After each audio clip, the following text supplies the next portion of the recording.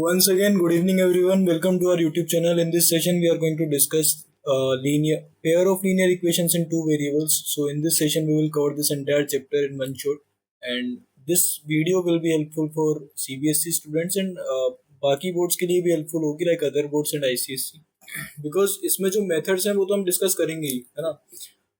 तो बात करते हैं इस चैप्टर के बारे में कि किस बारे में चैप्टर है और क्या इसका पूरा सीन है।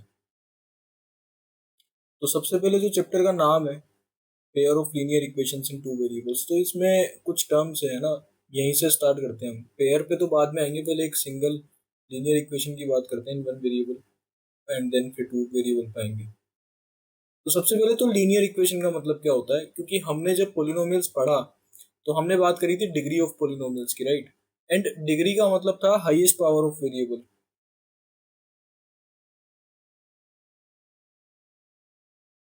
हाईएस्ट पावर ऑफ वेरिएबल उसकी हमने बात करी थी। उसके बेसिस पे हमने, यानी कि डिग्री के बेसिस पे हमने क्लासिफाई करा था पोलिनोमियल्स को। एंड क्लासिफिकेशन के टाइम हमने बात करी कि अगर उसकी वेरिएबल की हाईएस्ट पावर केवल वन होती तो उसको लीनियर पोलिनोमियल कहते हैं। At that time I told you कि लीनियर इक्वेशंस का भी सेम ही कॉन्सेप्ट होता है कि लीनियर इक्वेशंस में जो वेरिएबल होता है उसकी हाईएस्ट पावर वन होती है। तो पहली चीज ये जो लीनियर है, इसका मतलब है कि जो भी इसके अंदर वेरिएबल प्रेजेंट होगा उसकी सबसे बड़ी जो हाईएस्ट पावर पॉसिबल है वो वन ही होगी उसके अंदर, राइट। यानी कि वो एक्स स्क्वायर नहीं हो सकता, एक्स क्यूब नहीं हो सकता, वो ज्यादा से ज्यादा एक्स हो सकता है या वाई हो सकता है, इस तरह से होगा। ना वाई स्क्वायर होगा ना एक्स वाई होगा, इस तरह की चीजें नहीं होंगी। फिर बात करते हैं इसमें इक्वेशंस का क्या मतलब है। तो जहां इक्वल का साइन आ जाता है और दोनों साइड कुछ क्वांटिटीज लिखी होती है उसको इक्वेशन कहते हैं, right. So that is what equation means. Now in two variables का मतलब क्या है कि जब हम क्लास 8th में लीनियर इक्वेशंस पढ़ते थे तो वहां पर एक वेरिएबल होता था, एक बार में एक इक्वेशन में केवल एक वेरिएबल। यहाँ पे एक साथ दो वेरिएबल्स होंगे और हमको सीखना है कि उन दो वेरिएबल्स के साथ एक साथ कैसे डील करते हैं, ठीक है। दो वेरिएबल्स जब एक साथ होते हैं तो उनके साथ कैसे डील करते हैं, तो ये सब हम डिस्कस करेंगे। एंड देन जो एक इंपॉर्टेंट टर्म है वो है pair of linear equations in two variables. तो यहाँ पे दो इक्वेशंस होगी और दोनों इक्वेशंस में दो वेरिएबल्स होंगे जो कि एक्चुअली सेम होंगे।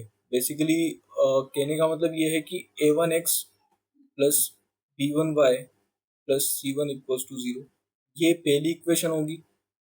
a2x plus b2y plus C2 equals to zero दूसरी इक्वेशन होगी। ये मैंने डायरेक्टली इसलिए लिख दी क्योंकि ये आप बेसिक स्ट्रक्चर इसकी 9th क्लास में पढ़ चुके हो। इंट्रोडक्शन इसका 9th में आ गया था, बट वहां केवल एक सिंगल लीनियर इक्वेशन इन टू वेरिएबल्स की बात हुई थी, यहाँ एक पेयर की बात होने वाली है। दूसरी इंपॉर्टेंट चीज यहाँ पर यह है कि अगर आप इसको गौर से देखोगे इस पेयर को तो आपको दिखेगा कि A1 A2 अलग अलग है, B1 B2 ये अलग अलग है, C1 C2 अलग अलग है, बट X और Y दोनों में सेम है। यानी कि वेरिएबल्स दोनों में सेम रहेंगे बट इनके जो कोफिशिएंट्स होंगे वो अलग अलग हो सकते हैं। एक एग्जांपल के लिए बताता हूँ मैं। अलग अलग हो सकते हैं कहा है मैंने, अलग अलग होंगे नहीं कहा मैंने, ठीक है।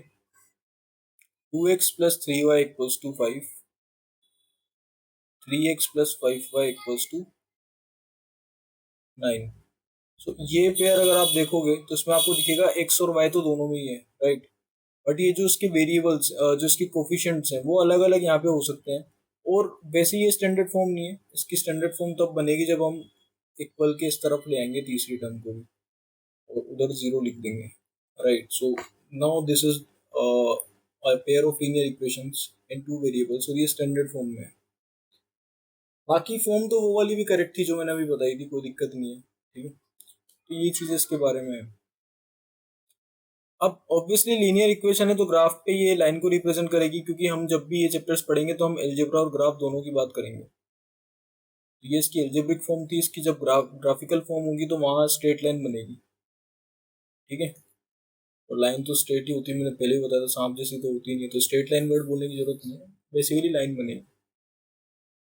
अब बात करते हैं इसके मेथड्स कौन कौन से हैं लीनियर इक्वेशंस को सोल्व करने के। लीनियर इक्वेशन को सोल्व करने के मेथड हैं ग्राफिकल और एल्जेब्रिकल, राइट, एल्जेब्रिक मेथड्स। अब ये जो मेथड्स है इसमें दो आते हैं, एक तो आता है एलिमिनेशन और एक आता है सब्स्टिट्यूशन। यहाँ पे एक ही मेथड है ग्राफिकल तो वो एक ही रहेगा, ठीक है। अब इन दो मेथड्स की बात करेंगे और उसकी बात करेंगे, उससे पहले हम कुछ केसेस ले लेते हैं, क्योंकि देखो हम ग्राफ बनाने वाले इक्वेशंस का, ठीक है। अब दो आप दो इक्वेशंस बनाने वाले हो ग्राफ पे। अच्छा, यहाँ टू डायमेंशनल ज्योमेट्री के कॉन्सेप्ट्स आपको पता होने चाहिए, कोऑर्डिनेट ज्योमेट्री के आपको बेसिक कॉन्सेप्ट्स पता होने चाहिए जो आपने क्लास 9th में सीखे हैं कि कैसे एक कोऑर्डिनेट को ग्राफ पे लगाते हैं और ये सब, ठीक है। और क्योंकि ये दोनों एक सेम प्लेन पे आने वाली है तो सेम प्लेन पे यहाँ कुछ कंडीशंस होती है, और वो मैं बता देता हूँ क्या क्या कंडीशंस पॉसिबल है। सपोज ये हमारा एक्स वाई प्लेन है, ये हमारा एक्स वाई प्लेन है।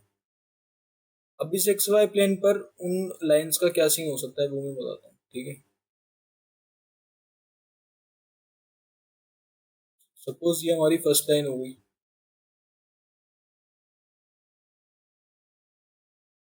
और इसी के ऊपर हमारी सेकंड लाइन हो गई, जस्ट इसी के ऊपर। पॉसिबल है एकदम, ओवरलैपिंग लाइंस हो सकती है। और ओवरलैपिंग लाइंस का मतलब ये नहीं है एक्चुअली कि वो दोनों सच में एक के ऊपर एक होगी या दोनों कोइंसिडेंट होगी। वो ऐसा होता है कि वो टू डायमेंशनल सिस्टम में कोइंसिडेंट होगी, थर्ड डायमेंशन में देखने पर वो अलग अलग हो सकती है। देखो, इसका मैं पूरा का पूरा एक वो बताता हूँ, ब्रीफ आइडिया देता हूँ कि क्या टू डायमेंशन है, क्या वन डायमेंशन है, क्या थ्री डायमेंशन होता है, या क्या प्लेन का मतलब होता है और क्या स्पेस का मतलब होता है। तो वन डायमेंशनल तो लाइन होती है, टू डायमेंशनल प्लेन होता है, थ्री डायमेंशनल स्पेस होता है, ठीक है। अब कुछ बच्चे ग्राउंड पे खेल रहे हैं, उन सब की लोकेशन जो है, आप ग्राउंड पे किसी भी एक पॉइंट को ओरिजिन मान लो। जैसे अगर सपोज ये हमारा ग्राउंड है, ये ग्राउंड है, मैंने इस पॉइंट को ओरिजिन मान लिया, ये बच्चे खेल रहे हैं। इन सब की लोकेशन में दो प्लेन्स के थ्रू बता सकता हूँ, दो एक्सिस के थ्रू बता सकता हूँ। सपोज ये हॉरिजॉन्टल लाइन एक्स एक्सिस है, वर्टिकल लाइन वाई एक्सिस है। इस बच्चे की लोकेशन में बता दूंगा कि यहाँ से इतना, जैसे अगर इस बच्चे तक पहुंचना है ना ओरिजिन से, तो मैं बोलूंगा कि इतना डिस्टेंस चलो इस एक्सिस के अलोंग, इतना डिस्टेंस चलो इस एक्सिस के अलोंग। इस बच्चे की बता दूंगा इतना चलो इस एक्सिस के अलोंग, इतना चलो इस एक्सिस के अलोंग। तीसरे बच्चे की बता दूंगा इतना चलो इस एक्सिस के अलोंग, इतना चलो इस एक्सिस के अलोंग। चौथे बच्चे की बता दूंगा इतना चलो इस एक्सिस के अलोंग, इतना चलो इस एक्सिस के अलोंग। इस बच्चे की बता दूंगा कि इतना चलो इस एक्सिस के अलोंग, इतना चलो इस एक्सिस के अलोंग, राइट।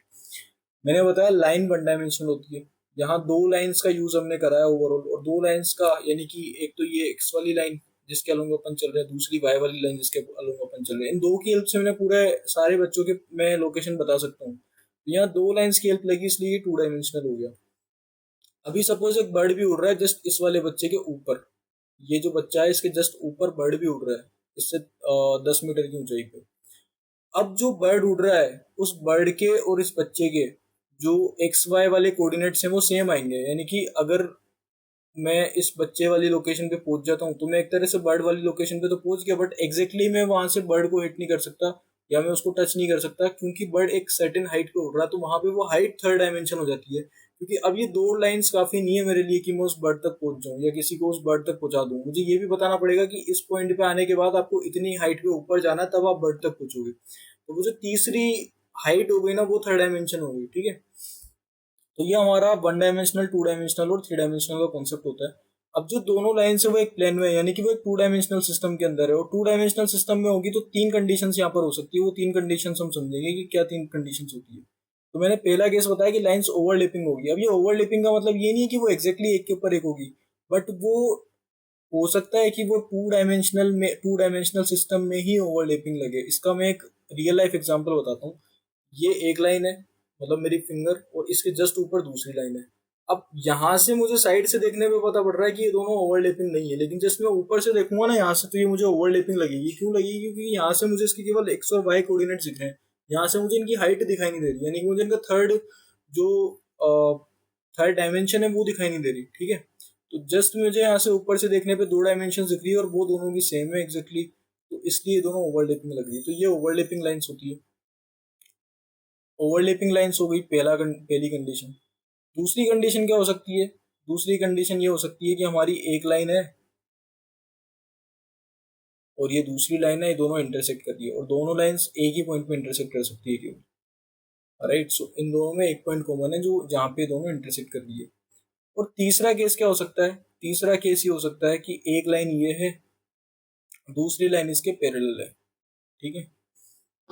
इन तीन केसेस के अलावा चौथा केस एग्जिस्ट ही नहीं करता। या तो एक के ऊपर एक होगी, या दोनों की दोनों इंटरसेक्ट कर देगी, या पैरेलल होगी, ठीक है। टू डायमेंशंस में यही तीन केस होते हैं। अब आप बोलोगे 3 डायमेंशन में से ज्यादा होते हैं क्या, तो यस होते हैं, बिल्कुल होते हैं। अभी देखो मेरी एक फिंगर ऐसे है और दूसरी ये जो लाइन है ये ऐसे है। अब ये दोनों ना तो पैरेलल है और ना ये इंटरसेक्ट कर रही है, राइट, और ना ये ओवरलैपिंग है, तो ये फिर क्या है? तो हुआ ना तीसरा चौथा केस यहाँ पे। तो 3 डायमेंशन में हो सकते हैं ज्यादा केसेस, और 2 डायमेंशनल में यही होते हैं। तो क्या क्या केसेस होते हैं? या तो लाइंस एक के ऊपर एक होगी, कोइंसिडेंट लाइंस होगी, या लाइंस होगी हमारी पैरेलल, और या फिर होगी इंटरसेक्टिंग। ओके, या तो इंटरसेक्टिंग लाइंस होगी, या पैरेलल होगी, या कोइंसिडेंट होगी। इन तीन के अलावा चौथा केस होता नहीं है। अब इन तीनों केसेस को हमने ग्राफ के हिसाब से अभी जस्ट देखा ही है कि कैसे ये दिखाई देगी। एलजेब्रा के हिसाब से क्या सीन होता है?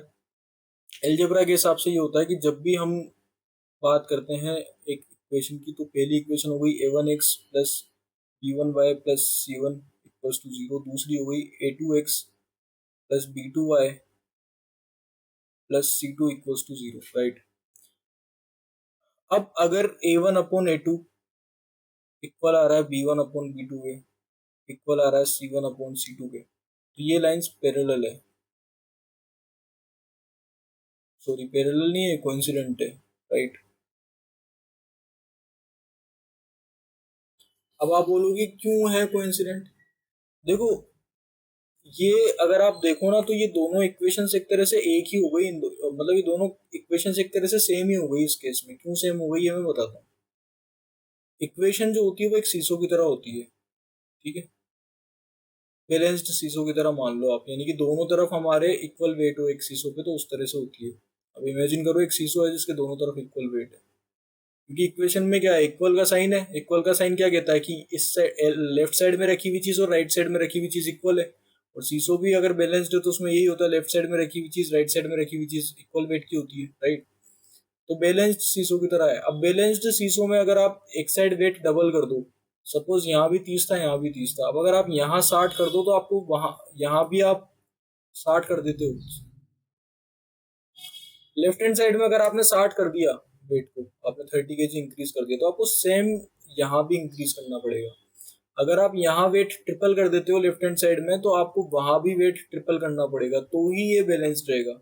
सिमिलरली इक्वेशन में होता है, अगर आप लेफ्ट हैंड साइड में कुछ अप्लाई करते हो तो सेम चीज आपको राइट हैंड साइड में अप्लाई करनी होती है, ठीक है। अभी सपोज अगर मेरे पास एक इक्वेशन है, let's say it is 2x plus 3y equals to 5। इसको मैं पूरी इक्वेशन को 2 से मल्टीप्लाई कर दूं। देखो एलएचएस को भी मैं 2 से मल्टीप्लाई कर दूंगा और आरएचएस को भी 2 से मल्टीप्लाई कर दूंगा। तो जब मैंने दोनों चीज इक्वल थी, दोनों का डबल करा, तो उनका डबल भी इक्वल ही होगा, राइट। तो इधर तो आ जाएगा 4x plus 6y equals to 10, है ना। अब ये जो हमारी इक्वेशन थी और ये इक्वेशन थी, इन दोनों में जो रिलेशन था ना, वो ही रिलेशन है इस इक्वेशन में और इस इक्वेशन में। एग्जैक्टली ये दोनों इक्वेशन सेम है। अगर 2 डायमेंशन की बात करें तो 2 डायमेंशन में दोनों इक्वेशन सेम रहेगी। क्यों रहेगी? क्योंकि अभी मैंने दिखाया, ये इसी इक्वेशन को 2 से मल्टीप्लाई करके तो ये मिली है, तो ये एक्जैक्टली सेम इक्वेशन है। इसमें एक्स और वाई की सेम ही वैल्यूज आएगी। जो एक्स वाई की वैल्यूज इसको सेटिस्फाई करेगी, वो ही एक्स वाई की वैल्यूज इसको सेटिस्फाई करेगी, राइट। तो ये चीज है, यहाँ भी वही सीन होता है, ठीक है। एक्स वाई की वैल्यूज सारी की सारी सेम आएगी, और एक्स वाई की वैल्यूज सेम आएगी, इसका मतलब कि इस पे जितने भी पॉइंट्स होंगे इसकी लाइन पे, वो ही सारे पॉइंट्स इसकी लाइन पर होंगे। इसका मतलब कि पॉइंट्स ओवरलैपिंग होंगे, सारे के सारे पॉइंट्स ओवरलैपिंग होंगे। इसका मतलब लाइंस ही एक के ऊपर एक होगी, ठीक है। अभी हम बात करेंगे और अच्छे से इसके बारे में। तो ये कोइंसिडेंट होती है। इसके बाद अगर बात करें दूसरे केस की, कि चलो ये दोनों तो इक्वल है, a1 अपॉन a2 तो इक्वल है b1 अपॉन b2 के, बट c1 अपॉन c2 इनके इक्वल नहीं है। ये हमारी पैरेलल लाइंस होती है। एंड तीसरा केस अगर हम लें, जब a1 upon a2 b1 upon b2 के इक्वल ही ना आए, a1 अपॉन a2 इक्वल ना आए b1 अपॉन b2 के, right, c1 upon c2 check ही नहीं करना, इस केस में लाइंस इंटरसेक्टिंग हो जाती है। इन तीन टर्म्स के अलावा तीन और टर्म्स होती है। तीन नहीं, दो टर्म्स होती है। एक तो होती है कंसिस्टेंट और एक इनकंसिस्टेंट। कंसिस्टेंट का मतलब वो लाइंस जिनके बीच में एटलीस्ट कोई तो पॉइंट कॉमन हो, at least one point common. At least का मतलब होता है कम से कम एक पॉइंट तो कॉमन होगा, उससे ज्यादा भी कॉमन होते हैं तो कोई दिक्कत नहीं है, बट एक तो कॉमन होगा। और एक चीज मैं बताता हूँ, देखो दो लाइंस के बीच में या तो एक ही पॉइंट कॉमन होगा या फिर सारे ही पॉइंट्स कॉमन होंगे। ऐसा पॉसिबल नहीं है दो पॉइंट्स कॉमन हो, क्योंकि ये अगर एक लाइन है तो दूसरी लाइन इसको या तो ऐसे काटेगी या पूरी तरह से इसके ऊपर होगी। दूसरी लाइन ऐसे तो काट नहीं सकती ना इसको, क्योंकि अगर ऐसे काटेगी तो फिर वो लाइन ही नहीं होगी, राइट। तो कंसिस्टेंट में दो केसेस आ सकते हैं, या तो एक जगह पे काटने वाले या पूरे ओवरलैपिंग वाले। और इनकंसिस्टेंट में कौन सा आएंगे, जो कहीं भी इंटरसेक्ट नहीं करते, यानी कि पैरेलल। इसका मतलब ये जो कोइंसिडेंट वाला सीन है ये हमारा कंसिस्टेंट भी होता है, इंटरसेक्टिंग वाला भी हमारा कंसिस्टेंट होता है, बट ये जो पैरेलल है ये हमारा इनकंसिस्टेंट होता है, राइट। तो ये भी एक तरह का क्लासिफिकेशन है इक्वेशंस का। अब अगर, ठीक है, कुछ क्वेश्चंस हैं लेकिन इनको हम बाद में लेंगे, अभी पहले हम थोड़ा सा और डिस्कस कर लेते हैं। तो चलो ठीक है, इनकंसिस्टेंट एंड कंसिस्टेंट एक मैं क्वेश्चन लेता हूँ।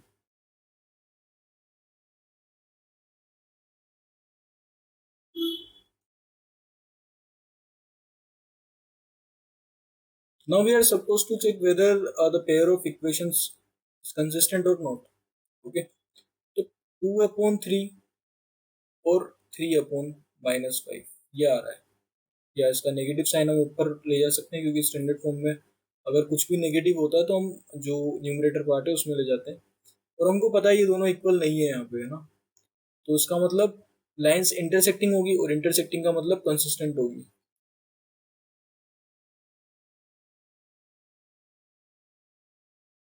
अगर नेचर पूछता है तो आपको कंसिस्टेंट और इंटरसेक्टिंग दोनों लिख देना है, कोई दिक्कत नहीं है इसमें, ठीक है। तो ये चीजें होती है। अच्छा, अगर ऐसे दे दे 2x + 3y = 5 and 4x + 6y = 20, अब आप चेक करोगे तो 2/4 और 3/6 ये तो इक्वल आ रहे हैं, क्योंकि ये भी 1/2 बनेगा, ये भी 1/2 बनेगा। और जो थर्ड बनेगा, अच्छा अगर दोनों सेम साइड में ही है ना कांस्टेंट टर्म्स, तो आप डायरेक्टली भी इनको लिख सकते हो 5/20, इंस्टेड ऑफ इनको वहां आप ट्रांसफर करो और फिर उसको माइनस माइनस करके लिखो, क्योंकि अल्टीमेटली अगर दोनों एक साइड में ही है तो आप उधर ट्रांसफर भी करोगे तो दोनों के साथ दोनों पे सेम ही इफेक्ट होगा, है ना। या करके देख लो, अगर मैं इसको यहाँ ले जाऊँ, ये भी नेगेटिव ये भी नेगेटिव, तो नेगेटिव नेगेटिव तो हट गया, है ना। 5/20 कितना होता है, 1/4, जो कि इक्वल नहीं है यहाँ पे। इसका मतलब ये लाइंस पैरेलल हो गई, और पैरेलल का मतलब इनकंसिस्टेंट।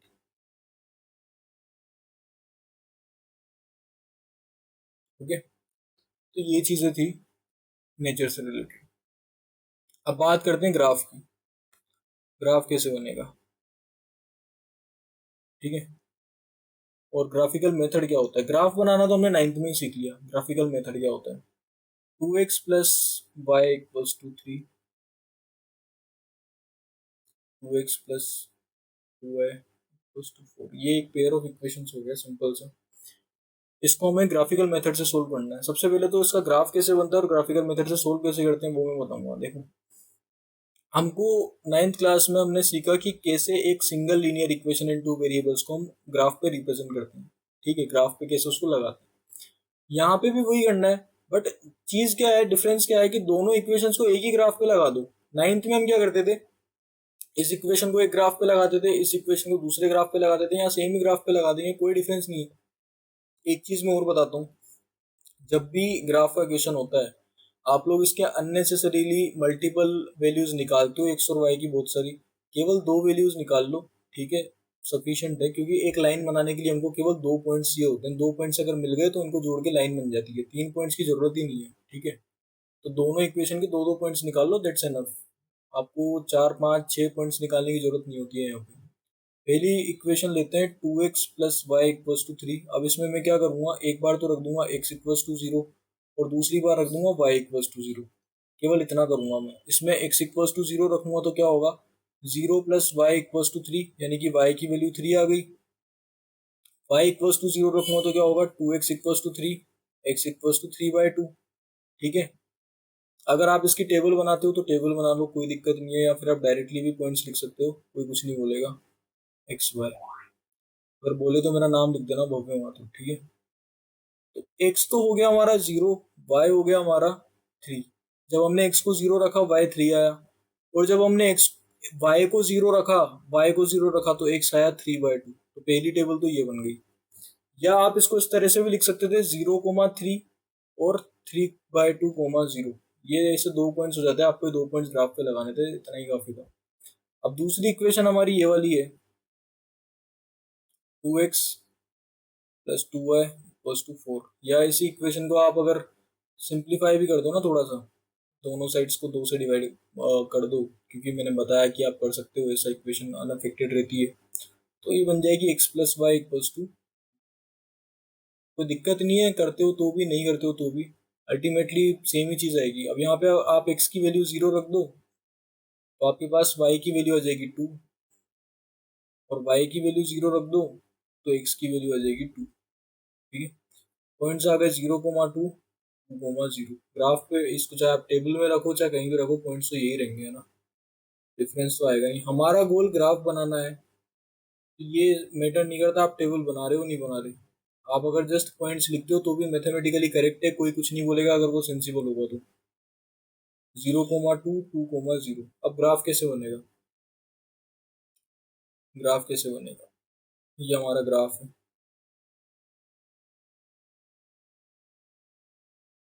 ठीक है। ओरिजिन हमारा यहीं से हम स्टार्ट करते हैं चलना, तो यहाँ पे अगर हम खड़े हैं तो हमारा डिस्टेंस पूरा जीरो होता है। यहाँ आ जाते हैं तो one unit, two unit, three units, four units, five units, six units. यहाँ पे again one unit, two units, three units, four units, five, six. तो यहाँ minus one, minus two, minus three, minus four, minus five. यहाँ हो गया minus one, minus two, minus three, minus four, minus five, minus six, minus seven. Right, so ये सारे हो गए। ये हमारा वाई हो गया, ये हमारा एक्स हो गया,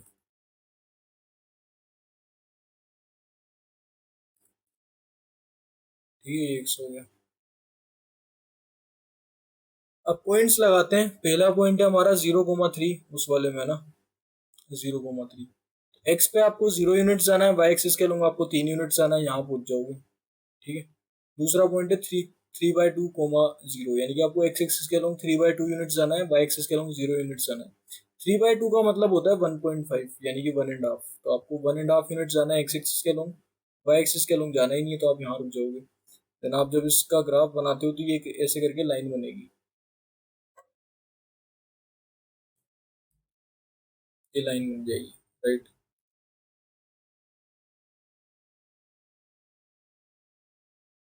तो ये पहली इक्वेशन की लाइन बन गई।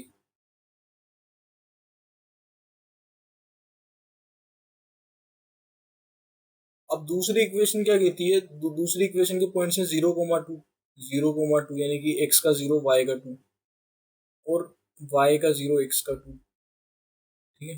ये दो पॉइंट्स हो गए, दोनों को हम ये कर देंगे।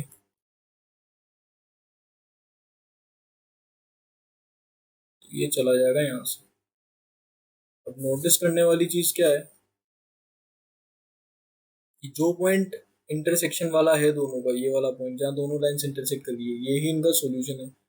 यहाँ पर एक्स और वाई की जो वैल्यू है वो अगर आपको पता चल जाती है तो that will be the solution of this equation, right. अब ये क्यों इसका सॉल्यूशन होता है ये मैं बताता हूँ, क्योंकि वो इंपॉर्टेंट है कि इसी को हम सॉल्यूशन क्यों मानने वाले हैं, ठीक है। इमेजिन करो 5 रुपए का पेन है और 3 रुपए की पेंसिल है, 3 रुपए की पेंसिल है, और हम ये निकालने के लिए इक्वेशन बना रहे हैं। एक्चुअली हमको पहले से पता है, लेकिन मैं जस्ट एग्जांपल के लिए बता रहा हूँ कि अभी हम, अभी भूल जाओ ये हमको पता है, अब हम इसी के लिए इक्वेशन बनाते हैं। तो पहली इक्वेशन तो मैं ये बना सकता हूँ कि अगर मैं दो पेन खरीदता हूँ, है ना, और 3 पेंसिल्स खरीदता हूँ, 2 पेन और 3 पेंसिल, अच्छा इनकी वैल्यूज को एक्स मान लेते हैं एक बार के लिए, कि ये मान लेता हूँ क्योंकि हम ये कंसिडर करके चल रहे हैं कि हमको नहीं पता ये वैल्यूज, हालांकि हमको पता है बट हम केवल जस्ट एक चीज समझने के लिए कंसिडर करके चल रहे हैं कि हमको नहीं पता। तो मैं मान लेता हूँ पेन की वैल्यू, पेन जो है एक पेन x रुपए का है और एक पेंसिल हमारी y रुपए की है, ठीक है। एक पेन की कॉस्ट x, एक पेंसिल की कॉस्ट y। अब हमने 2 पेन खरीदे तो 2 पेन की कॉस्ट कितनी हो गई, 2x। यानी कि अगर एक पेन सपोज 10 रुपए का होता है, 2 पेन खरीदूंगा तो 2 × 10, 3 पेन खरीदूंगा तो 3 × 10। सिमिलरली अगर एक पेन x रुपए का है तो 2 पेन कितने हो जाएंगे, 2x। एंड 3 पेंसिल्स कितने की हो जाएगी, 3y। और दोनों की कॉस्ट मिला के कितनी हो जाएगी, क्योंकि हमको ऑलरेडी पता है, तो मैं एक बार के लिए इक्वेशन बनाने के लिए रख देता हूँ उनकी value, right. So it will B 19। And फिर मैं एक पेन खरीदता हूँ और 2 पेंसिल्स खरीदता हूँ, तो कॉस्ट कितनी आएगी, तो आ जाएगी इट विल बी 11, ठीक है। अब मुझे अब मुझे क्या है कि इसकी बनानी है, इसका ग्राफिकल मेथड से इसको सोल्व करना है। तो हम ये इसका पूरा वर्किंग प्रिंसिपल देखेंगे, ग्राफिकल मेथड का वर्किंग प्रिंसिपल क्या है, क्यों ये अपन को आंसर दे देता है, क्यों ये हमें आंसर दे देता है, ठीक है। अब मैं ग्राफिकल मेथड को, इसका वर्किंग प्रिंसिपल बताता हूँ। ये एक हमने बना लिया इसका ग्राफ। अब मैं इसके 2 पॉइंट्स लूंगा, मैं 2 पॉइंट्स किसी भी तरह से ले सकता हूँ। मैंने एक तो तरीका बताया कि 0 0 रख दो, अगर 0 0 रखने से भी अजीब वैल्यूज आ रही है ना, तो आप कुछ भी अपने मर्जी से रख सकते हो, कोई दिक्कत नहीं है इसमें, ठीक है। मैं इसका भी अभी पूरा बताऊंगा कि आप क्यों रख सकते हो अलग अलग वैल्यूज, बट आप कोई भी वैल्यूज रख सकते हो अलग अलग। अब सपोज पहली लाइन का तो ग्राफ ये बन गया। अब इसका क्या मतलब हुआ, अगर मैं ये पॉइंट लूंगा इस पे तो मुझे पेन और पेंसिल की अलग वैल्यू मिलेगी, इस पॉइंट पे पेन और पेंसिल की अलग वैल्यू मिलेगी, इस पॉइंट पे पेन और पेंसिल की अलग वैल्यू मिलेगी। तो ऐसे तो मैं पूरी लाइन के सारे पॉइंट्स को कंसिडर कर नहीं सकता। दूसरी लाइन का अगर मैं ग्राफ बनाता हूँ और सपोज ये ग्राफ ऐसा बन गया, तो यहाँ मुझे पेन पेंसिल की अलग मिलेगी, यहाँ पेन पेंसिल की अलग मिलेगी, यहाँ पेन पेंसिल की अलग मिलेगी। लेकिन ये जो पॉइंट है, ये पॉइंट क्या है, ये हमको दोनों में कॉमन जो आ रहा है वो वाला बता रहा है। ये एक ऐसा पॉइंट है जो दोनों लाइंस में कॉमन है, यानी कि यहाँ पे एक्स और वाई की वो वैल्यूज आएगी जो दोनों इक्वेशंस को सेटिस्फाई कर रही है, इसीलिए ये सॉल्यूशन होता है। एक एग्जांपल के लिए मैं बताऊं, तो देखो 2 पेन और 3 पेंसिल आपने खरीदी है। अब इसका तो मैं कुछ भी बना सकता हूँ ना, इसका तो मैं ये भी कह सकता हूँ कि मैं तो कह दूंगा पेंसिल 1 1 रुपए की है। अगर पेंसिल 1 1 रुपए की है, तीन की कितनी हो गई कॉस्ट, 3 रुपए, और ये कितने का हो गया, 8। अगर पेंसिल 1 1 रुपए की हो जाती है तो पेन 8 8 रुपए का हो जाएगा। पेंसिल अगर मैं कुछ और कॉस्ट की मान लूंगा तो पेन की कुछ और कॉस्ट हो जाएगी, है ना। तो एक इक्वेशन का अलग हो सकता है, दूसरी इक्वेशन का अलग हो सकता है, लेकिन जब दोनों का ही कॉमन आ जाए तो उसका मतलब वो मेन सोल्यूशन हो जाएगा। तो ये यहाँ पर चीज है, ठीक है। इसके अलावा बात ये है कि जब हम ग्राफ बनाते हैं तो हम अपनी मर्जी से वैल्यू ले क्यों लेते हैं, मैं क्यों एक्स की कोई भी वैल्यू रख सकता हूँ। इसका रीजन है, रीजन ये है कि अगर इक्वेशन में एक्स और वाई आ रहा है, ठीक है, एक्स और वाई अगर आप रख रहे हो, अभी सपोज ये यहां से जा रहा है, तो अब आपको पता है कि सब पे एक्स और वाई की अलग अलग वैल्यूज आएगी, राइट।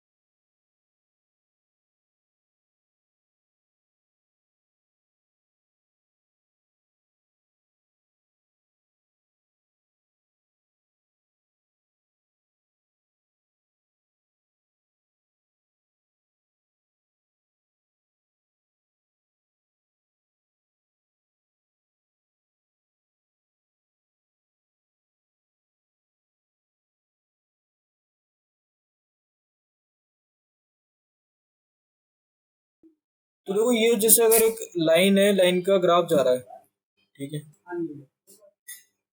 ये लाइन है। अब ये लाइन जा रही है तो इसके जब मैं पॉइंट्स लूंगा तो देखो ये पॉइंट आएगा मेरा सपोज x1 कोमा y1, ये आएगा x2 कोमा y2, ये आएगा x3 कोमा y3, ये आएगा x4 कोमा y4। मतलब कहने का मतलब ये है कि आप x एक्सिस पे कोई सा भी पॉइंट लो, x एक्सिस पे कोई सा भी पॉइंट लो, उस पॉइंट के सेम कोऑर्डिनेट वाला आपको ये मिल ही जाएगा, लाइन के ऊपर भी वो कोऑर्डिनेट मिल ही जाएगा। अगर लाइन किसी एक्सिस के पैरेलल, अगर लाइन वाई एक्सिस के पैरेलल नहीं है तो वाई एक्सिस के पैरेलल होने वाली लाइन तो एक अलग ही टाइप की होगी, वो तो फिर दिखी जाएगी अलग से। बट अपार्ट फ्रॉम दैट, अगर सपोज मैं यहाँ पे ये पॉइंट है, इस पॉइंट के कोऑर्डिनेट है a कोमा 0, तो यहाँ पे जो ऊपर पॉइंट होगा ना वो a कोमा वाई की फॉर्म में आपको मिलेगा। यहाँ पे कोई पॉइंट है b कोमा 0, इसके ऊपर वाला पॉइंट कैसा मिलेगा आपको, b कोमा वाई की फॉर्म में मिलेगा। ये चीज रहती है। इसलिए आप x की कोई सी भी वैल्यू लोगे तो आपको उस वैल्यू वाला एक पॉइंट मिल ही जाएगा लाइन के ऊपर, और आपको जस्ट उसका y निकालना होगा, जो कि आपको इक्वेशन दी हुई होती है, लीनियर इक्वेशन। वो लीनियर इक्वेशन एक रिलेशन होता है बेसिकली x और y कोऑर्डिनेट्स के बीच में। वो जो इक्वेशन होती है वो हमारा x और y कोऑर्डिनेट के बीच में एक रिलेशन होता है। अगर आप ज्योमेट्री टू ग्राफ पे आते हो तो, बाकी ग्राफ टू ज्योमेट्री जाते हो तो आपके पास कोई इक्वेशन होती है, उसके कोऑर्डिनेट्स आप निकालते हो, एक्स वाई की वैल्यूज, उसको ग्राफ पे रिप्रेजेंट कर देते हो। ये इस तरह से आप ग्राफ, सॉरी, आप एलजेब्रा से जब ग्राफ पे आते हो तो आपको एल्जेब्रिक फॉर्म में इक्वेशन होती है, वहां से आप एक्स वाई की वैल्यूज निकालते हो, ग्राफ बनाते हो। ग्राफ टू एल्जेब्रा जा रहे हो तो आप इसको इस तरह से समझ सकते हो कि आपके पास ऑलरेडी कोऑर्डिनेट्स हैं लाइन के, ठीक है, लाइन के पॉइंट्स के, और उन कोऑर्डिनेट्स को आप एक रिलेशन के थ्रू समझ रहे हो, ठीक है। ये अब इसके बाद बात करते हैं कि और रिलेशंस की, ठीक है। इसके बाद बात करते हैं और चीज़ों की। अब मेथड्स की बात करते हैं, कौन कौन से मेथड्स हैं। तो मैंने एक बार एक चीज़ बताई थी, मैंने एक बार एक चीज़ बताई थी, मैंने ये बताया था कि हम जब भी पोलिनोमियल्स जब हम कर रहे थे तो मैंने ये चीज़ बताई थी पोलिनोमियल्स करते टाइम। और मैंने क्या चीज़ बताई थी, मैंने बताई थी कि जब हमारे पास क्वाड्रेटिक इक्वेशन होती है, जो हम क्वाड्रेटिक पोलिनोमियल्स हमने बनाई थी, तो क्वाड्रेटिक इक्वेशन हम सोल्व नहीं कर सकते, और हम उसको सोल्व नहीं कर सकते इसलिए हम इसको फैक्टराइज करते हैं इनटू टू लीनियर इक्वेशंस। हम इसको फैक्टराइज करते हैं दो लीनियर फैक्टर्स में, और उससे हमको दो लीनियर इक्वेशंस मिलती है, और दोनों लीनियर इक्वेशंस एक एक वेरिएबल की होती है, उसको हम सोल्व कर देते हैं, क्योंकि हमने 8th क्लास में सीखा था ये। इसके अलावा हमको कुछ भी सोल्व करना नहीं आता, बाकी सबको हम कन्वर्ट करते हैं from one form to another form. यहाँ भी हम वैसे ही करेंगे। हमारे पास एक लीनियर इक्वेशन है, पेयर ऑफ लीनियर इक्वेशंस है। एक मिनट, हमारे पास एक पेयर ऑफ लीनियर इक्वेशंस है इन टू वेरिएबल्स,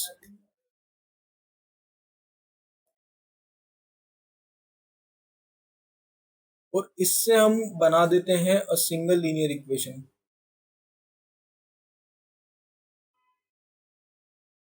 इन वन वेरिएबल,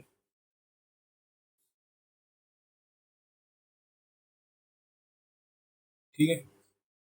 इससे हम एक सिंगल लीनियर इक्वेशन बना देते हैं एक वेरिएबल वाली, और एक नहीं बनाते, एक्चुअली दो बनाते हैं, ठीक है, क्योंकि इससे हम दो लीनियर इक्वेशंस बना देते हैं इन वन वेरिएबल, और फिर हम उसको सोल्व कर लेते हैं। अब ये कैसे करते हैं ये प्रोसेस हम देखने वाले हैं, ठीक है। अब एक चीज सोच के देखो, आपके पास ऑलरेडी दो वेरिएबल्स हैं, और उन दो वेरिएबल से आप एक वेरिएबल बना रहे हो, दो वेरिएबल से आप एक वेरिएबल की इक्वेशन बना रहे हो। उसका मतलब क्या है कि आप एक वेरिएबल को कहीं ना कहीं गायब कर रहे हो, और गायब करने को या किसी को निकाल देने को एलिमिनेशन कहते हैं इंग्लिश में, ठीक है। तो एलिमिनेशन मेथड्स हैं हमारे पास दो, मतलब होने को तो एक एलिमिनेशन मेथड है, दूसरा सब्सटीट्यूशन मेथड है। एक एलिमिनेशन है, दूसरा सब्सटीट्यूशन है। लेकिन चीज क्या है कि जो आईसीएससी में एलिमिनेशन को कहते हैं elimination by equating the coefficients, और सब्सटीट्यूशन को कहते हैं elimination by substitution. So basically दोनों एलिमिनेशन ही है। आप सोच सकते हो ना इस चीज को कि एलिमिनेशन का मतलब किसी चीज को निकालना होता है, और हम एक वेरिएबल को निकालने ही वाले हैं, चाहे हम सब्सटीट्यूशन के थ्रू निकालें चाहे दूसरे मेथड से निकालें, तो हम इन दोनों को समझने वाले हैं। तो पहला सब्स्टिट्यूशन है जो कि सबसे आसान होता है और बिल्कुल कॉमन सेंस लगा के आप इसको कर सकते हो। तो ये क्या होता है, सपोज एक इक्वेशन है 2x plus y equals to 5, 3x plus 2y equals to 15। अब आपको इन्हें सोल्व करना है, आपको इनकी वैल्यूज निकालनी है x और y की। तो एक चीज आप सोच के देख सकते हो, अच्छा आप किसी भी एक वेरिएबल को दूसरे वेरिएबल की फॉर्म में लिख सकते हो from any of these two equations, जिसमें आपको सिंपल लगता है। अब जैसे मुझे ये इक्वेशन फर्स्ट है, ये इक्वेशन सेकंड है, इसमें मुझे आसान लग रहा है कि मैं y को x की टर्म्स में लिख सकता हूँ। मैं y को लिख सकता हूँ 5 माइनस 2x, मैं y को लिख सकता हूँ 5 माइनस 2x इजीली, राइट। तो ये जो y की मैंने नई वैल्यू निकाली, इसको मैं इक्वेशन नंबर 2 में रख दूंगा, इसको इक्वेशन नंबर 2 में रख दूंगा, 5 minus two x, 5 minus 2x यहाँ रख दूंगा y की जगह। अब अगर आप इसको ध्यान से देखो तो ये एक लीनियर इक्वेशन बन चुकी इन वन वेरिएबल, राइट। अब ये एक लीनियर इक्वेशन है इन वन वेरिएबल, और इस linear equation in one variable को आप सोल्व कर सकते हो। तो हम इस तरह से पहले मेथड से किसी एक वेरिएबल को एलिमिनेट कर देते हैं। जस्ट उसको कैसे एलिमिनेट करना है, पहले इक्वेशन से उसकी वैल्यू किसी दूसरे वेरिएबल की टर्म्स में लिख दो और उस वैल्यू को आप बाकी इक्वेशन में यूज कर लो। अब इसको मैं सोल्व करता हूँ सिंप्लीफाई करके, तो it will be 3x plus 10 minus 4x equals to 15। 3x minus 4x होता है माइनस का x, so 10 minus x equals to 15, x equals to 10 plus 15, right, that is 25। अब इसके बाद बात करते हैं दूसरे। अच्छा, आपको x की वैल्यू मिल गई और आपको पता है y जो होगा वो y जो होगा वो 5 माइनस 2x होगा, y जो होगा वो 5 माइनस 2x होगा, यानी कि 5 माइनस 2x क्या होगा, 2 इंटू 25, दैट इज 5 माइनस 50, यानी कि माइनस का 45। तो ये चीज है, ठीक है। इस तरह से हम सोल्व करते हैं। एक और क्वेश्चन देख लेते हैं इसका, सिंपल सा, x plus y equals to 10, 2x plus 3y equals to 30। अब मैं y को लिख सकता हूँ 10 माइनस एक्स, ठीक है। तो y की मेरे पास एक वैल्यू होगी इन टर्म्स ऑफ x। अब ये y की वैल्यू मैं इस इक्वेशन में रख दूँ अगर, तो it will be 2x plus 3 into 10 minus x equals to 30। तो ये क्या बन गई, ये एक लीनियर इक्वेशन बन गई इन वन वेरिएबल। तो ये बन जाएगा 2x plus 30 minus 3x equals to 30, right. 2x minus 3x will be minus x equals to 0। Zero क्यों आया, क्योंकि जब इस 30 को उधर भेज दूंगा तो 30 माइनस 30 बन जाएगा, तो x की वैल्यू 0 आ गई। y की वैल्यू थी 10 माइनस एक्स, आप यहाँ रख दो उसको, और यहाँ रख दोगे तो क्या बन जाएगा, यहाँ रख दोगे तो बन जाएगा y equals to 10 minus 0, that is 10। y की वैल्यू 10 आ गई। आपको लगा होगा कि मैंने मेथड पे ज़्यादा फोकस नहीं किया या क्वेश्चंस पे ज़्यादा फोकस नहीं किया। एक्चुअली सीन ये है कि मैंने ज़्यादा फोकस करा है एम बताने पे कि हमारा एम क्या है। हमारा एम एक वेरिएबल को एलिमिनेट करना है, हटाना है।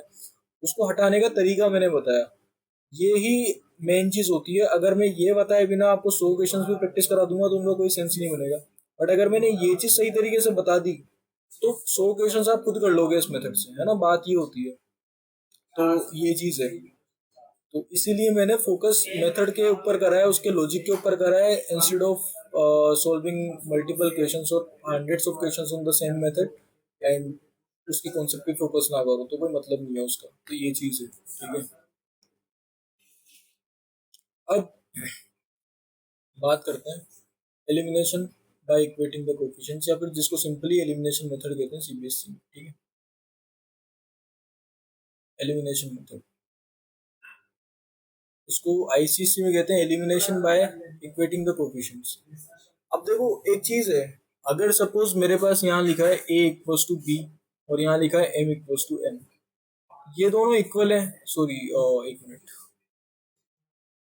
ये दोनों इक्वल है, ये दोनों इक्वल है। अगर इक्वल में से इक्वल सब्ट्रैक्ट करो तो इक्वल ही आता है, ये हमने यूक्लिड के पोस्टुलेट में एग्जाम में पढ़ा था 9th क्लास में। या मैं एक एग्जांपल से बता देता हूँ, शीशों पे दोनों तरफ 30-30 kg वेट रखा है, दोनों में से आप 10-10 kg कम कर दोगे तो जो रिजल्ट आएगा वो भी तो दोनों का इक्वल ही आएगा, 20-20, है ना। अब क्योंकि ये दोनों इक्वल है, ये दोनों इक्वल है, तो इसमें से इसको सब्ट्रैक्ट कर दो, इसमें से इसको सब्ट्रैक्ट कर दो, रिजल्ट आएगा वो इक्वल ही आएगा, यानी कि a minus M will be equal to b minus N. ये एक सिंपल मैथमेटिक्स का फैक्ट है, ठीक है। अब बात करते हैं इसका यूज क्या है। इसका यूज ये है कि हमारे पास एक इक्वेशन है a1x plus b1y equals to c1, दूसरी है a2x plus b2y equals to c2। हालांकि ये जो इक्वेशंस होती है स्टैंडर्ड फॉर्म में नहीं लिखी अभी के लिए मैंने, क्योंकि मैं उस फॉर्म में लिखी जिस फॉर्म में हम इनको सोल्व करेंगे, ठीक है। अब सपोज मैं इस इक्वेशन नंबर 1 में से इक्वेशन नंबर 2 को सब्ट्रैक्ट कर रहा हूँ, अगर मैं इसमें से इसको सब्ट्रैक्ट कर रहा हूँ और इसमें से एक तो वेरिएबल x है और एक y है, अगर इनमें से किसी भी एक का कोफिशिएंट सेम होता तो क्या होता, कर ही देता हूँ सेम। सपोज दोनों का कोफिशिएंट b1 b2 की जगह b ही है, दोनों का कोफिशिएंट b है, y y का इस इक्वेशन में भी b है कोफिशिएंट, y का इस इक्वेशन में भी b है। अब अगर मैं सब्ट्रैक्ट करता हूँ तो it will become a1x plus by, ठीक है, minus a2x plus by equals to c1 minus c2। अब जब इसका सिंप्लीफिकेशन होगा तो a1x प्लस b1 by था, केवल b1 नहीं था, minus a2x minus by equals to c1 minus c2। ये कट गया है ना, और हमारे पास एक a1x माइनस a2x करके इक्वेशन आ गई equals to c1 minus c2। अब ये जो a1 a2 c1 c2 ये सब तो हमारे क्या होंगे, ये सब तो हमारी कांस्टेंट टर्म्स होगी, सिंपल नंबर्स होंगे, केवल x जो है वो ही वेरिएबल होगा। तो ये हमारी linear equation in one variable में कन्वर्ट हो गई अभी, ठीक है। तो ये हमारी linear equation in one variable में कन्वर्ट हो गई। एक सिंपल एग्जांपल से समझाता हूँ मैं। 2x plus 3y equals to 10, 3x plus 3y equals to 50। ये इक्वेशन है जिसमें y का कोफिशिएंट सेम है। अब अगर मैं सब्ट्रैक्ट कर दूं इक्वेशन 1 में से इक्वेशन 2, तो ये बन जाएगी 2x plus 3y equal 2x plus 3y minus 3x plus 3y equals to 10 minus 15। So 2x plus 3y minus 3x minus 3y equals to minus का 5। ये 3y से 3y कैंसिल आउट हो गया और हमारे पास एक linear equation in one variable बन गई। माइनस एक्स की वैल्यू आ जाएगी माइनस 5, एक्स की वैल्यू 5 आ जाएगी। अब ये जो एक्स की वैल्यू है इसको मैं इन दोनों में से किसी भी इक्वेशन में रखूंगा ना, तो क्या होगा देखना। अब मैं एक्स की वैल्यू 5 इस इक्वेशन में रख देता हूँ, तो it will be 2 multiplied by 5 plus 3y equals to 10। अब 2 मल्टीप्लाइड बाय 5 कितना हो जाएगा, 10 प्लस 3y इक्वल्स टू 10। अब ये क्या हुआ, अब ये क्या हुआ, ये बन गया एक single linear equation in one variable. Again एक linear equation in one variable बन गया, तो 3y की वैल्यू 0 आ जाएगी एंड y की वैल्यू 0 आ जाएगी, तो y की वैल्यू हमारे पास आ गई। मोरल ऑफ द स्टोरी क्या था कि अगर ऑलरेडी किसी भी इसका वेरिएबल का कोफिशिएंट सेम था तो आराम से हमने एलिमिनेट कर दिया उस वेरिएबल को जस्ट सब्ट्रैक्ट करके। लेकिन अगर इक्वल ना हो, क्योंकि हमारा जो असली मेथड है ना वो इसी पे बेस्ड है, हमेशा इक्वल तो मिलेगा नहीं ना हमको। अब जब इक्वल नहीं मिलेगा तो क्या करना है वो बताऊंगा मैं। देखो इक्वल नहीं मिलेगा तो इक्वल बनाना है, इक्वल नहीं मिलेगा तो इक्वल बनाना है। इससे पहले मैं एक चीज पूछता हूँ आपसे, अगर मैं आपसे पूछूं 2/3 और 5/6 को कैसे कंपेयर करोगे, तो आपको एक मेथड आता होगा कि आप पहले दोनों के डिनोमिनेटर को सेम बनाओगे। और सेम कैसे बनाओगे, दोनों को दोनों का एलसीएम लोगे, 3 और 6 का एलसीएम हमारा 6 आता है, फिर आप दोनों को 6 बनाने के लिए काम करोगे, आप इसको भी 2 से मल्टीप्लाई कर दोगे ऊपर नीचे और ये बन जाएगा 4/6, ये बन जाएगा ये 5/6 है। अब आप कंपेयर कर दोगे, ये आप बचपन में करते ही थे, ठीक है। अब यही चीज हमको यहाँ करनी है, ठीक है, यही चीज हमको यहाँ करनी है। क्या करना है, हमारे पास एक इक्वेशन है 2x plus 3y equals to 10, दूसरी इक्वेशन है 3x plus 2y equals to 50, ठीक है। अब यहाँ पे कोई भी वेरिएबल सेम नहीं है। पहले तो मैं एक वेरिएबल चूज करूंगा जिसको मुझे एलिमिनेट करना है, लेट से मुझे y को एलिमिनेट करना है। अब y का कोफिशिएंट में सेम बनाने के लिए काम करूंगा कि y का कोफिशिएंट सेम कैसे बनाऊं। तो सेम पहली बात तो मैं सेम बनाऊंगा y का कोफिशिएंट, तो कोई तो नंबर होगा जिसका जैसा बनाऊंगा, कि दोनों सेम होने के बाद किसी एक नंबर जैसे दिखेंगे। अब वो नंबर कौन होगा, वो नंबर होगा इनका एलसीएम। हालांकि मैं किसी भी कॉमन मल्टीपल जैसा बना सकता हूँ, बट मैं एलसीएम प्रेफर करूंगा क्योंकि वो सबसे छोटा होता है। अब इन दोनों का एलसीएम 6 है, इसको 6 बनाने के लिए क्या कर सकता हूँ, 2 से मल्टीप्लाई, इसको 6 बनाने के लिए 3 से मल्टीप्लाई, तो इसको तो मल्टीप्लाई कर दो 2 से, इसको मल्टीप्लाई कर दो 3 से, तो this equation will become 4x plus 6y equals to 20. This equation will become 3 से कर रहे हैं ना इसको, तो ये बन जाएगी 9x plus 6y equals to 45. ठीक है, तो ये अब हमारे पास दो इक्वेशंस आ गई। अब आगे का काम वही करना है जो हम पहले कर रहे थे, सबट्रैक्ट कर दो किसी भी एक इक्वेशन में से दूसरी। अगर मैं देखो, ये फर्स्ट इक्वेशन थी, ये सेकंड थी, ये थर्ड है, ये फोर्थ है। मैं थर्ड में से फोर्थ को कर सकता हूँ, फोर्थ में से थर्ड को कर सकता हूँ, विच एवर आई प्रेफर। तो मैं फोर्थ में से थर्ड करूंगा तो it will be 9x plus 6y -4x - 6y equals to 45 -20। तो 6y से 6y गया, ठीक है, माइनस का था ना वो, इसलिए। तो 5x की वैल्यू यहाँ पे आ गई 25 और x की वैल्यू आ गई 5। तो ये जो x की वैल्यू 5 है, इसको आप किसी भी इक्वेशन में रख दो, जैसे इसी में रख दो। तो 2 × 5 + 3y इक्वल्स टू 10। तो 10 + 3y की वैल्यू 10 आ गई और y की वैल्यू हमारे पास 0 आ जाएगी। तो इस तरीके से हम एलिमिनेशन यूज करते हैं, elimination by equating the coefficients. ठीक है, अब सोल्व करते हैं कुछ क्वेश्चंस अच्छे से। तो पहला क्वेश्चन है, इसको थोड़ा सा नीचे शिफ्ट कर देता हूँ मैं।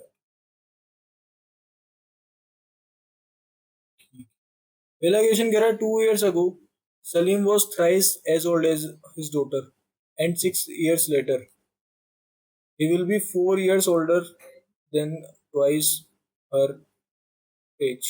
ठीक है, तो पहले तो उनकी प्रेजेंट एजेस को कुछ कुछ मान लेते हैं। Late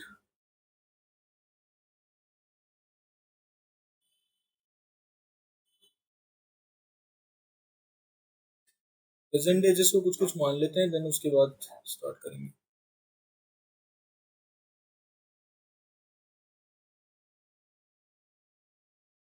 late the present age of Salim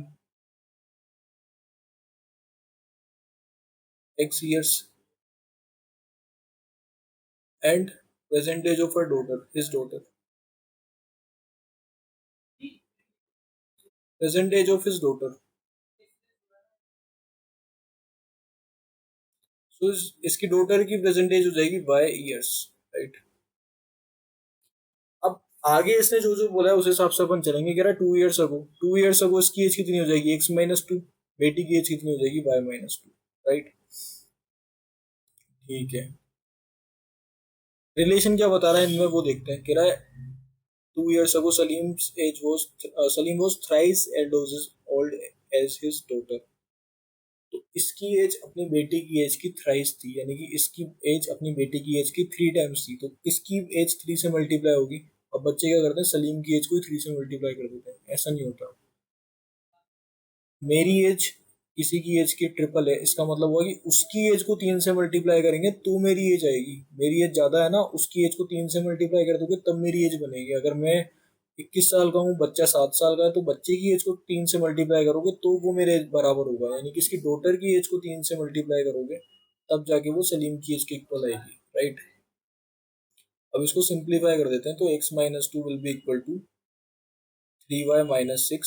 it means x - 3y will be -6 है यहाँ पे ऑलरेडी, और ये जो -2 है उसको वहां भेज देंगे तो it will be -4।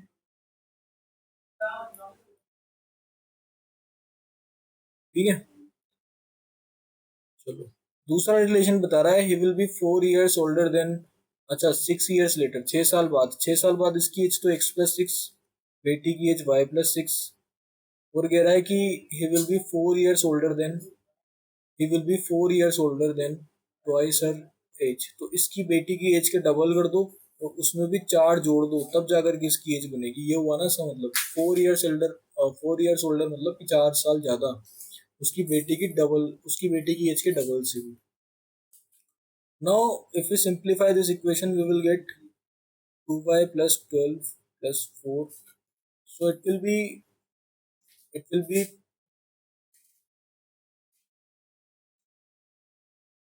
x - 2y क्योंकि 2y उधर चल जाएगा और 6 इधर आ जाएगा, ठीक है। 16 - 6, ये 12 और 4 तो 16 हो गया, और वो 6 उधर जाके सब्ट्रैक्ट हो जाएगा। x - 2y = 10। तो ये हमारी पहली इक्वेशन हो गई और ये हमारी दूसरी इक्वेशन हो गई। Now we are suppose to apply any of the methods that we want. तो यहाँ पे सिंपल है एलिमिनेशन लगाना। वैसे भी एलिमिनेशन ज़्यादातर सिंपल ही रहता है, तो वो लगा देंगे आराम से, ठीक है। किसी भी एक इक्वेशन में से दूसरी सेपरेट कर दो, फर्स्ट में से सेकंड कर दूंगा, और आपको बार बार वैसे सेपरेट करने की जरूरत नहीं है, वो केवल एक्सप्लेनेशन के लिए था। अभी आप ऐसे कर सकते हो, डायरेक्ट मैं इक्वेशन 1 में से इक्वेशन 2 को सेपरेट कर दूंगा, ठीक है। तो ये सब नेगेटिव होगा, एक्स में से एक्स गया तो 0, -3y, और ये माइनस ऑलरेडी था और एक नेगेटिव और लग गया क्योंकि अब सब्ट्रैक्ट हो रहा है ना। ये देखो, ये ऐसे होगा -3y माइनस ऑफ -2y, तो ये माइनस माइनस प्लस हो जाएगा यहाँ पर, सो इट विल बी। तो ये क्या बन जाएगा, इनका रिजल्ट कितना आ जाएगा ओवरऑल। देखो, माइनस का तो 3y है, प्लस का 2y है, तो माइनस का y आ जाएगा यहाँ पे, और इक्वल में क्या आ जाएगा, -4 और -10, दैट विल बी -14। तो y की वैल्यू हमारी केवल 14 आ गई, ठीक है।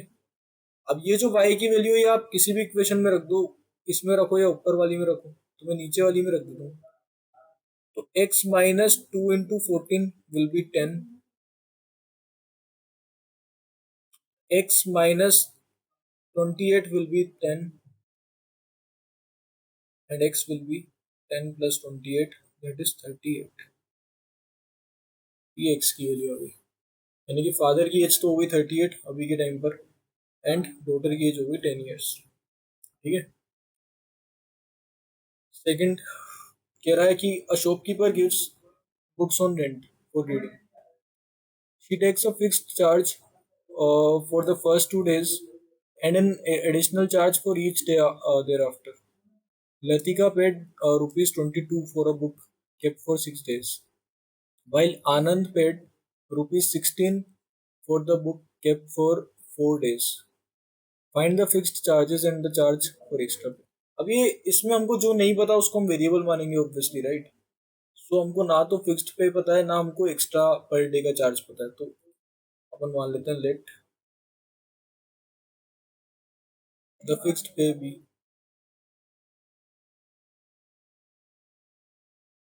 The fixed pay be x rupees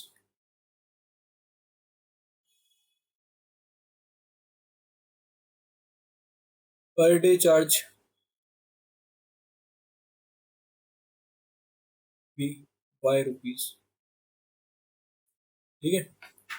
एक दिन के x रुपए, और उसके बाद सॉरी, शुरू के जो 2 दिन का है वो तो x रुपीज हो गया, और उसके बाद हर एक दिन का y रुपीज लग रहा है पर डे, ठीक है। देर आफ्टर पर डे चार्ज इतना हो गया। अब पहला जो केस बन रहा है वो क्या है, एक स्टूडेंट ने 6 दिन के लिए बुक ली है, एक एक लड़की ने 6 दिन के लिए बुक ली है। तो 6 दिन में शुरू के 2 दिन का तो उसने x रुपए दिया होगा, और बाद के 4 दिन जो थे ना, उसमें हर एक दिन का इसने दिया होगा y रुपीज। तो 4 दिन का 4y हो जाएगा, और टोटल अमाउंट कितना आ जाएगा 22, ठीक है। ये पहली इक्वेशन बन गई। दूसरी इक्वेशन का क्या सीन है, एक आनंद नाम के लड़के ने 4 दिन के लिए बुक ली है, यानी कि शुरू के 2 दिन के लिए तो उसने एक्स दिए होंगे, बाद के हर एक दिन के लिए वाई, यानी कि 2 दिन के लिए 2y। तो टोटल अमाउंट इसका 16 बन गया। एक दिन का चार्ज प्लस बचे हुए दिन का चार्ज इक्वल टू 22। एक दिन का चार्ज प्लस 2 दिन का चार्ज इक्वल, सॉरी, शुरू के फिक्स्ड चार्ज प्लस 2 दिन का चार्ज इक्वल टू 16। एक चीज ध्यान रखना कि इक्वेशन बनाते टाइम जब भी आप जोड़ रहे हो तो जुड़ती तो हमेशा सेम ही चीजें हैं। देखो, एक एग्जांपल से बताता हूँ। हर एक किलोमीटर के 50 रुपए लग रहे हैं, ठीक है। चलो ये तो छोड़ो, ये तो दूसरा केस हो गया। मैं ऐड करने वाली चीज ही बताता हूँ, क्योंकि वो फिर अगेन 50 चीजें डिस्कस हो जाएगी, वीडियो बड़ी हो जाएगी। अगर मैं ये चीज रुपीस की बात हो रही है, ये रुपीस की बात हो रही, तो ये जुड़ सकती है। ऐसा नहीं हो सकता कि मैं बोलूँ 5 रुपीज और 10 किलोमीटर्स, और इनको जोड़ करके मैं कुछ 15 और कुछ ही बना दूं, है ना। रुपीज से तो रुपीज ही जोड़ूंगा मैं, 5 रुपीज और 10 रुपीज जोड़ के 15 रुपीज बन सकते हैं, 5 रुपीज और 10 किलोमीटर थोड़ी जुड़ जाएंगे। तो इक्वेशन बनाते टाइम ये चीज जरूर ध्यान रहनी चाहिए कि ये सारी चीजें जो आप जोड़ रहे हो वो सेम क्वांटिटी होनी चाहिए। जैसे ये हमारा फिक्स्ड अमाउंट, ये हमारा बाद का अमाउंट जो कि पर डे के हिसाब से डिपेंड करता है, और ये हमारा टोटल अमाउंट। अगेन यहाँ पे फिक्स्ड अमाउंट, डेज का अमाउंट और टोटल अमाउंट, तो ये अमाउंट की बात हो रही है पूरी इक्वेशन में। अब सोल्व कैसे करेंगे, हमको दिखाई दे रहा है एक्स का कोएफिशिएंट ऑलरेडी सेम है, तो कर दो सब्ट्रैक्ट, ठीक है। तो उसको सब्ट्रैक्ट कर देंगे, इक्वेशन 1 में से इक्वेशन 2 को सब्ट्रैक्ट कर देंगे, वी विल गेट, देखो एक्स में से एक्स गया तो खत्म एक्स, 4y में से 2y गया तो इट विल बी 2y, 22 में से 16 गया तो it will be 6, it will be 6, not 16, y will be 6 upon 2, that is 3, तो y की वैल्यू 3 आ गई। पर डे का चार्ज 3 रुपीज है।